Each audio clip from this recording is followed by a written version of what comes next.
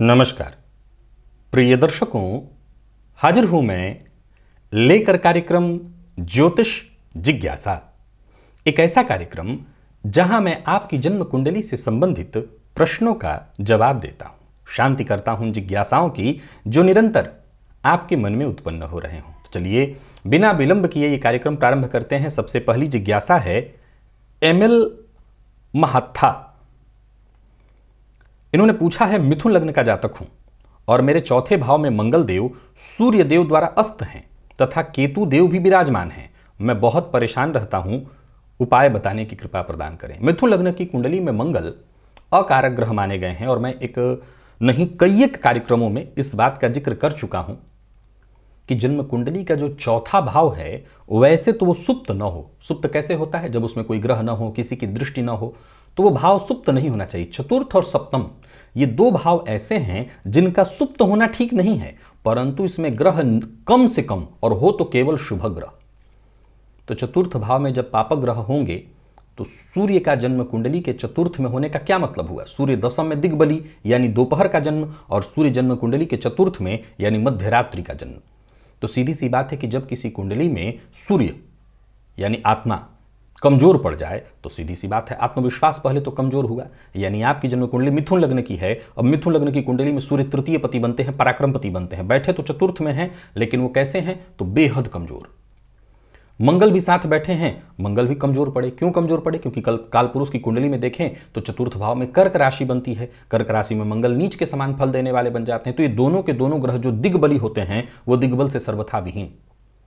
फलतः कहीं ना कहीं आत्मविश्वास इत्यादि में कमी तो आएगी ही, कार्यक्षेत्र में संघर्ष और परेशानी की स्थिति बनेगी। हालांकि राहु दशम में बैठे हैं जो कि ठीक दिखाई पड़ता है। अब ये देखना जरूरी है आपकी कुंडली में कि आपके लग्नेश की स्थिति कैसी है। फिर भी आपने मुझसे सिर्फ इतना कहा है कि मैं बहुत परेशान हूं। सबसे पहले तो सूर्य भगवान की आराधना करिए ताकि आत्मविश्वास आपके अंदर जागृत हो, ये बहुत आवश्यक है। दूसरा, माँ भगवती जगत जननी जगदम्बा की आराधना करिए। माँ की आराधना करने से, विशेष करके यदि आप मिथुन लग्न के हैं तो देवी की आराधना से वैसे भी आपके जीवन की सभी परेशानियां, कष्ट दूर होंगे। अगला प्रश्न वैशाली जाधव का है। इन्होंने पूछा है, मेरा मीन लग्न और मेरे पति का मेष लग्न, हम दोनों का भाग्य भाव और लाभ भाव पाप कर्तरी में है। जीवन में बहुत ही संघर्ष है। मेरे भाग्य भाव में वर्गोत्तम शुक्र हैं, मेरे पति के व्यय भाव में गुरु हैं। कृपया कोई उपाय बताइए। देखिए, दाम्पत्य जीवन में कोई परेशानी नहीं है, लेकिन अगर आपने कहा जीवन में संघर्ष है, अगर दाम्पत्य जीवन में कोई परेशानी नहीं है, बड़े ध्यान से मेरी बात को सुनिएगा। आपने कहा मेरा मीन लग्न और मेरे पति का मेष लग्न है और आप दोनों का भाग्य बहुत कमजोर है। तो अगर आपके दाम्पत्य जीवन में संघर्ष नहीं है तो विश्वास रखिए आप बेहद सुखी हैं, इसमें कहीं कोई दो मत नहीं। अब देखिए, इस दुनिया में हर चीज एक कड़ी से जुड़ी हुई है। इसमें से एक कड़ी भी इधर उधर हो तो परेशानियां चारों तरफ से आएंगी। बच्चा ना हो तब भी दाम्पत्य जीवन पर असर पड़ेगा, दाम्पत्य जीवन खराब हो तो संतति पर असर पड़ेगा, ये दोनों खराब हो तो कार्यक्षेत्र पर, कार्यक्षेत्र खराब हो तो दाम्पत्य पर, पैसे ना आ रहे हो तो, यानी सब कुछ एक दूसरी कड़ी से जुड़ा हुआ है। पर फिर भी पति पत्नी में यदि अनुकूलता है और तब आपके जीवन में संघर्ष है, भाग्य भाव के पाप कर्तरी इत्यादि में होने के चलते, आप दोनों का लग्न का द्विद्वादश के संबंध के होने के चलते, कोई बात नहीं, तब कोई ज्यादा समस्या नहीं है। आप इसका मतलब काफी सुखी हैं। अब रही बात जीवन संघर्ष की, तो कोई बात नहीं। आपका लग्न मीन और आपके पति का लग्न मेष, आप दोनों मिलकर के आराधना शुरू कर दीजिए। घर में अगर धन इत्यादि के चलते, भाग्य के चलते कमी आ रही है तो घर में श्रीयंत्र रख करके और श्रीयंत्र की नित्य आराधना करिए। श्री सूक्त का पाठ पति पत्नी दोनों बैठ करके 16 पाठ करने का प्रयत्न करिए। विशेष करके कोई शुभ मुहूर्त इत्यादि हो, जैसे नवरात्रि इत्यादि का मुहूर्त चल रहा हो, समय चल रहा हो, तो श्रावण इत्यादि का, तो 16 पाठ करने का प्रयत्न करिए। और गन्ने के रस से समय समय पर हवन भी किया करिए। तो केवल धन संबंधी नहीं, वरन भाग्य संबंधी भी जो छोटी मोटी परेशानियां आपके जीवन में आ रही हों वो दूर हो जाएंगी। कमल शर्मा है, इन्होंने पूछा है, कर्क लग्न सप्तम में मंगल शुक्र राहु युति है, सप्तमेश षष्ठ भाव में युति क्या प्रभाव देगी? मंगल की दशा कैसी होगी ऐसी अवस्था में? बढ़िया।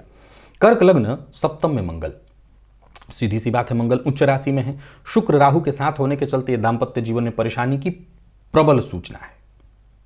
अब मुझे ये नहीं पता कि आप वैवाहिक जीवन में हैं या नहीं है। अगर वैवाहिक जीवन में है और सप्तमी षष्ठ में है तो इस अवस्था में तो कहीं ना कहीं दाम्पत्य जीवन में परेशानी और संघर्ष की स्थिति तो है। हालांकि धनु राशि में वैसे देखा जाए तो कोई भी ग्रह बुरा प्रभाव तो नहीं देता, और फिर उस अवस्था में यदि शनिदेव की हम बात करें तो शनिदेव का जाकर के षष्ठ में बैठना शत्रुहंता योग का निर्माण करता है। पर फिर भी सप्तम में ये जो 3 ग्रह बैठे हुए हैं, मंगल, शुक्र और राहु, ये कहीं ना कहीं दाम्पत्य जीवन में संघर्ष और परेशानी की स्थिति उत्पन्न करेंगे, क्योंकि लग्न में आपके केतु हुए और लग्नगत केतु पर मंगल की दृष्टि तो पड़ी रही है। राहु तो सामने ही रहेंगे, केतु की भी दृष्टि, मंगल की भी दृष्टि पड़ जाने से मंगल पापक ग्रह की गणना में है। ये कहीं ना कहीं मानसिक अशांति, परेशानी, जो तो शास्त्र के मर्मज्ञों की माने तो पूर्व जन्म के श्राप से कहीं ना कहीं जातक को मानसिक अशांति और परेशानी की स्थिति उसके जीवन में बनी रहती है। अभी मैंने राशिफल में उपाय जो बताया था वो इसी से संबंधित था, इसको आप पहले तो देख लें। एक और बात आपको बता दूं कि इस तरह की स्थिति अगर है, पहले तो मैं मंगल की दशा की बात करूं तो मंगल कर्क लग्न की कुंडली के लिए सर्वाधिक योग कारक ग्रह है और उच्च की अवस्था में है, तो निस्संदेह उनकी दशा तो ठीक होगी, उसमें ज्यादा चिंता की आवश्यकता नहीं। परंतु ये दाम्पत्य जीवन में परेशानी, मानसिक अशांति और परेशानी को प्रदर्शित कर रहा है। सो तीर्थ यात्रा करना, कामदगिरी की परिक्रमा करना इत्यादि, ये सभी उपाय मैंने बताए हैं। इन उपायों को आप करिए, इससे जरूर आपको फायदा मिलेगा। अजय लोधा, इन्होंने पूछा है 11वें भाव में राहु, सूर्य, मंगल और बुध की युति है, सिंह लग्न में शुक्र और चतुर्थ में गुरु, जीवन में सफलता कब मिलेगी? 11वें भाव में राहु, सूर्य, मंगल और बुध की युति, 4 ग्रह लाभ भाव में होना, वैसे तो ये प्रवृज्जा योग है, लेकिन लग्नेश का वो भी जाकर के लाभ भाव में बैठना वैसे तो ये बहुत बढ़िया है। आपने आगे लिखा कि लग्न में ही आपके शुक्र और चतुर्थ में गुरु बैठे हैं, तो सिंह लग्न की कुंडली में यदि देखा जाए तो तृतीय पति और दशमपति बने शुक्र जाकर के आपकी कुंडली के लग्न में बैठे हैं।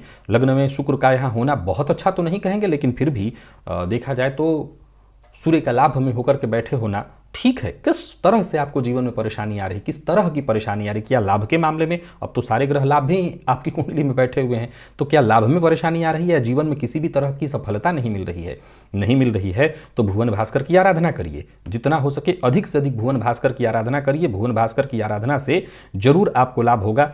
हनुमान जी की आराधना करिए और साथ ही साथ देव गुरु बृहस्पति को बलवान करने के लिए गुरुवार का व्रत करिए, और साथ ही साथ घर के आसपास कोई मंदिर हो तो मंदिर में नित्य जाया करिए, दर्शन करने के लिए मंदिर की साफ सफाई में हिस्सा लीजिए। भाग्य का साथ मिलने लगेगा तो जो भी जीवन में सफलता बाधित है वो दूर होगी।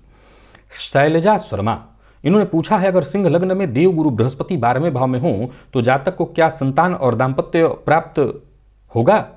सिंह लग्न में देव गुरु बृहस्पति 12वें भाव में, तो सीधी सी बात है 12वें भाव में कर्क राशि में उच्च के होंगे। अब देखा जाए तो सिंह लग्न की कुंडली में देव गुरु पंचमेश बनते हैं, पंचमेश बनकर के जाकर के जन्म कुंडली के 12वें भाव में उच्च के हैं। बड़ा कमाल का ये प्रश्न है और बड़ा विचारणीय प्रश्न भी है। कमाल का तो है ही है कि भाई अब ज्योतिष का सूत्र तो यही कहता है कि पंचमेश यदि द्वादशस्थ हो जाए तो संतति सुख बाधित हो जाएगा, लेकिन यहाँ तो देव गुरु उच्च राशि में है। बिल्कुल बड़ा अच्छा प्रश्न है ये। मैं बता दूं कि दाम्पत्य की बात अगर करें तो ये देखना जरूरी है कि इस गुरु पर पापक ग्रह की दृष्टि है कि नहीं संतान के मामले में भी, क्योंकि देव गुरु बृहस्पति यहां देखा जाए तो पंचमपति बने, पंचमपति बनकर के 12वें भाव में भले उच्च राशि में बैठे हैं लेकिन 12वें भाव में जाकर के बैठे हैं तो भावपति तो हैं ही, भाव कारक भी हैं। तो भावपति और भाव कारक ये तीनों हो जाने के चलते अगर इन पर पापक ग्रह की दृष्टि पड़ी है, बड़े ध्यान से समझिएगा, तो उच्च राशि में होने के बावजूद ये सुख मिलकर के भी इस सुख से वंचित होना पड़ेगा। क्या कहा मैंने? ये सुख मिलेगा, क्यों मिलेगा? क्योंकि देवगुरु उच्च राशि में बैठे हैं, तो देवगुरु उच्च में होने के चलते ये सुख तो मिलेगा, परंतु अगर पापक ग्रह की दृष्टि है तो ये सुख मिलकर के भी इन सुखों से वंचित होना पड़ेगा। लेकिन अब मान लिया जाए कि कोई इस तरह की स्थिति नहीं है, कोई पापक ग्रह देवगुरु पर दृष्टि नहीं डाल रहे हैं, तो क्या तब भी वंचित होना पड़ेगा? जी, वंचित तो तब भी होना पड़ेगा, लेकिन वंचित होना भी बड़ा अलग अलग है। एक वंचित होना जैसे दाम्पत्य जीवन में डाइवोर्स हो जाना, ये वंचित होना, और एक ऐसा होना कि पति पत्नी दोनों नौकरी में है, एक वहां एक यहां रहते हैं, ये वंचित होना, इसमें अंतर है।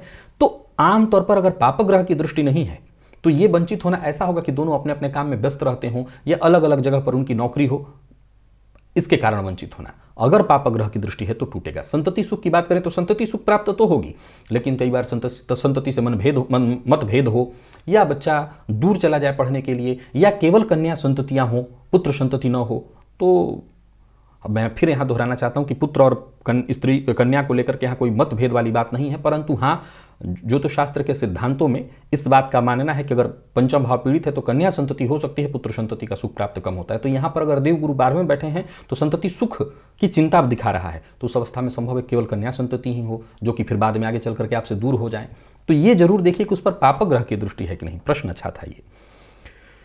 सूरज चौहान जी, इनका प्रश्न है, तुला लग्न की कुंडली में सूर्य और लग्न में सूर्य और सप्तम में देवगुरु 10 डिग्री पर, शुक्र बुध और राहु दूसरे भाव में और शनिदेव 12वें भाव में, तो सूर्य का नीच भंग होगा या नहीं। देखिए, सबसे पहले तो मैं आपको बता दूं कि सूर्य लग्न में उच्च के समान फल देने वाले होते हैं, क्योंकि जो लग्न है वो पूरब दिशा है। अब सूर्य लग्न में है और देवगुरु बृहस्पति की दृष्टि से दृष्ट है। वैसे तो देवगुरु बृहस्पति जो कि मेष राशि में बैठे हुए हैं सप्तम में, उनकी दृष्टि लग्नगत देव सूर्य पर पड़ रही, तो उससे सूर्य के नीचत्व में बहुत हद तक कमी तो आ ही जाएगी।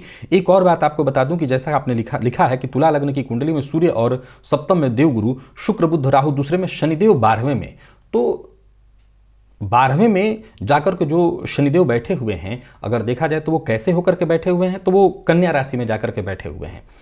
कुल मिलाकर के बताऊं तो सामान्य शब्दों में अगर कहा जाए तो शुक्र के दूसरे भाव में होने से नीचत्व भंग तो नहीं होगा, ये बात तो आप पहले जान लीजिए। लेकिन सूर्य लग्न में है तो नीच होकर के भी कोई बहुत उतना बुरा प्रभाव नहीं देंगे। और हाँ, यहां एक चीज जरूर गौर करने वाली है, क्या कि आपने जो लिखा है कि शुक्र बुध और राहु, तो शनि और राहु ने लग्न को पाप कर्तरी योग में जरूर डाल दिया है। तो ये जीवन, अब यहां पर कई बार क्या होता है, जैसे इसी सूत्र को लीजिए, इसमें दो घटनाएं घटित हो रही हैं।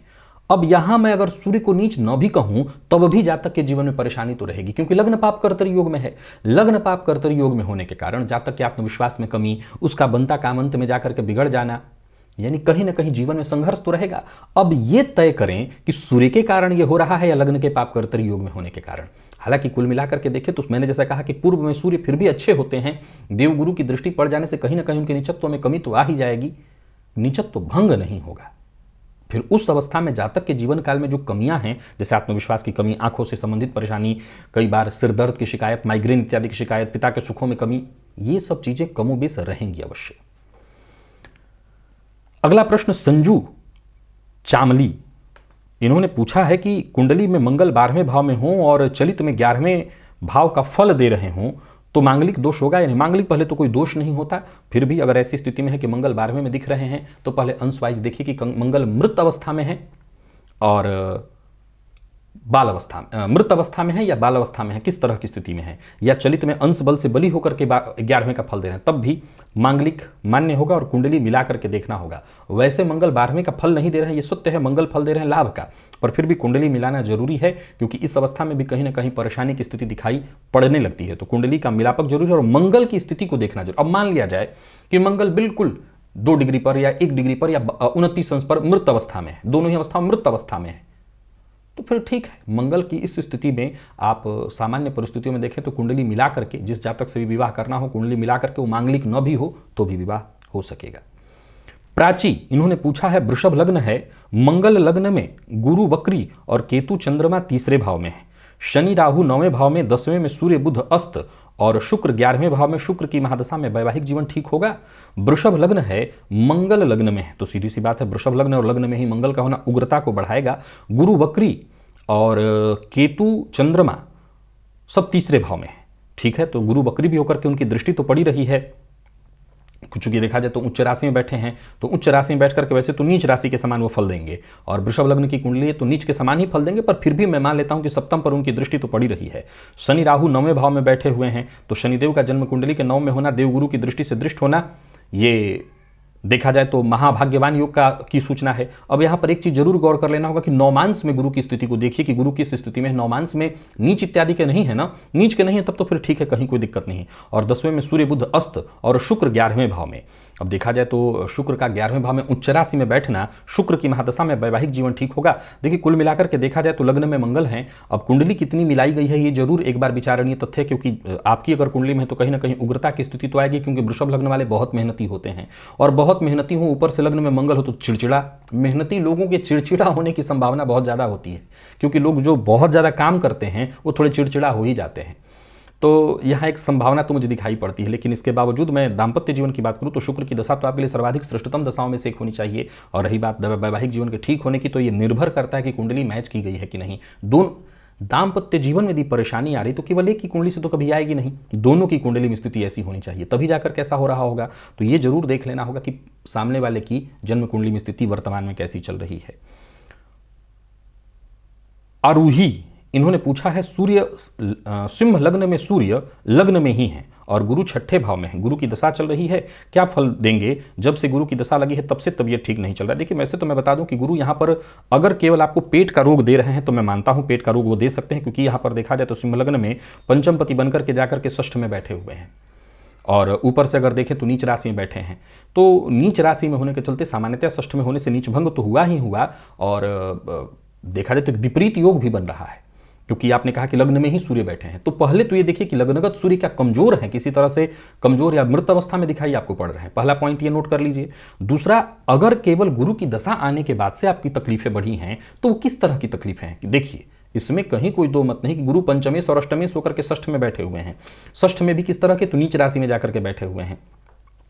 अब नीच राशि में होने के चलते, चलिए षष्ठ में होने से नीचत्व भंग अगर हम मान भी लेते हैं, तब भी गुरु पेट से ज्यादा, पेट वगैरह से संबंधित रोगों को वो बढ़ाने वाले होते हैं, पेट से संबंधित रोग देते हैं।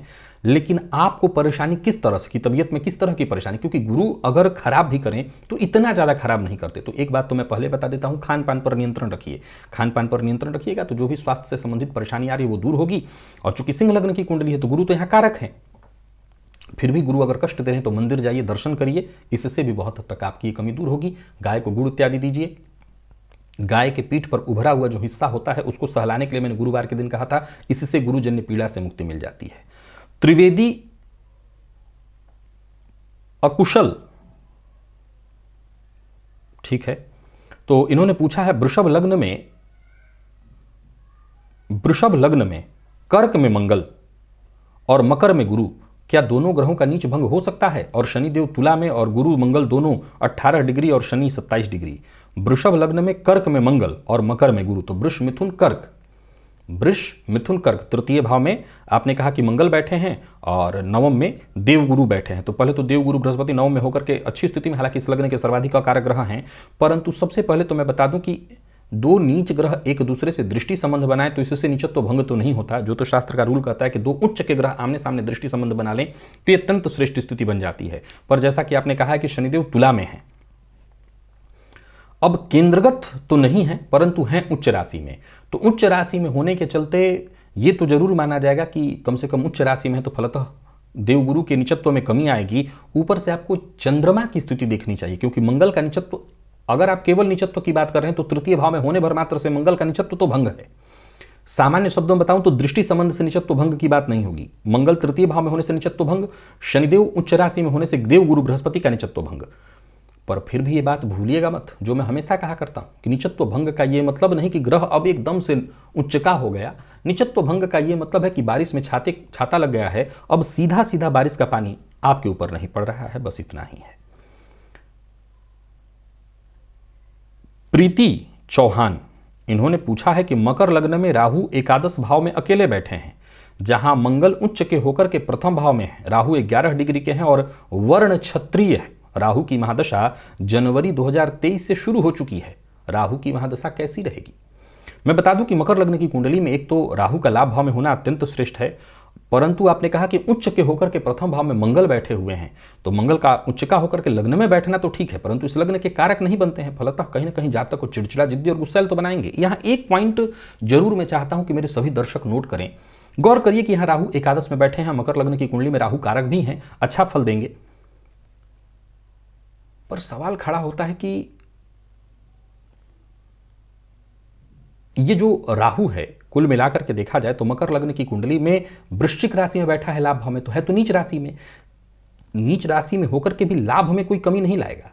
राहु की दशा की अगर हम चर्चा करें तो वो कैसा देने वाला है, अब मुझे ये नहीं पता कि ये किस जातक की है। अगर बालक की है तो इसमें कहीं कोई दो मत नहीं कि शिक्षा बाधित हो जाएगी।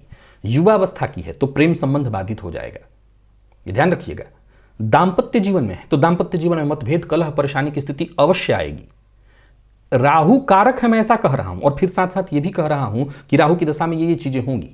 गौर करिए कि मैं लाभ को एक बार भी बाधित नहीं कह रहा, मैं कह रहा हूं रिश्तों को बाधित होते हुए।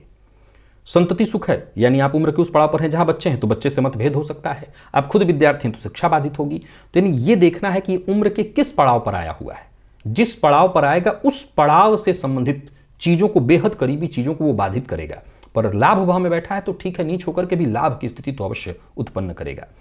समीर सोनी का प्रश्न है, मकर लग्न, लग्न में गुरु नीच का, दूसरे भाव में सूर्य चंद्र और शुक्र हैं, तीसरे भाव में नीच का बुध, पांचवें भाव में शनि, छठे भाव में केतु और 12वें में मंगल, राहु शुक्र, 12वें में मंगल और राहु शुक्र शनि का परिवर्तन योग, क्या मेरे जेल जाने का योग है?